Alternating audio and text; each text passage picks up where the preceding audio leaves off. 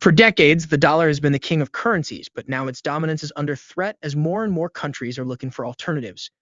And one of the biggest challengers is the Chinese yuan. Recently, Beijing has been pursuing a string of deals to internationalize the yuan. The latest one is with Brazil, which announced that it and China will now use their own currencies for trade, ditching the US dollar. This move is expected to save costs, promote even greater bilateral trade, and facilitate investment. China is Brazil's biggest trading partner, with bilateral trade worth over $150 billion last year.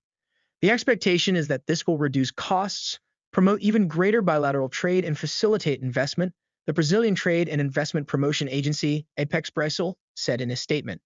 But Brazil is not the only country that is turning away from the US dollar. China has secured bilateral pacts with 41 countries so far with a total value of over $500 billion. These are countries that will use the yuan instead of the US dollar, and China has made considerable progress in this direction. It is also aggressively promoting the use of the petro-yuan, which is simply using the yuan to settle oil bills, just like the petrodollar. Russia, Iran, Venezuela, and some African nations have already embraced the petro-yuan, and even Saudi Arabia is considering the switch. Meanwhile, the Indian rupee is also emerging as a serious contender.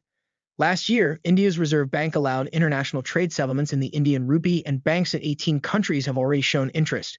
Southeast Asian countries are also losing patience with the US dollar, while in Africa, countries like Kenya are ditching the dollar and using their own currencies instead. So why is all of this happening now? Well, it all started after the Second World War, when 44 allied countries met at Bretton Woods in the US to create a system of rules that would shape the global economy.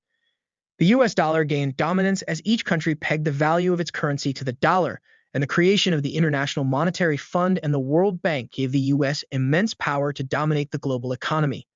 However, the world economy is now hooked to the dollar with about $1 trillion notes in circulation outside the US, 40% of the world's debt issued in US dollars, and nearly 60% of global currency reserves in US dollars. This gives the US an outsized influence on the global economy, and a shift away from the dollar will hurt America while hastening the rebalancing of the global economy. So what does all of this mean for the future of the US dollar and the global economy? It's still too early to tell, but the dollar's downfall has begun, and the rise of alternative currencies like the yuan and the rupee is significant. This trend could lead to a more multipolar world where the US is no longer the dominant economic power. It could also lead to increased competition and cooperation among countries, and perhaps even a new global financial system. But for now, it's important to keep an eye on the developments in Brazil, China, India, and other countries that are turning away from the US dollar.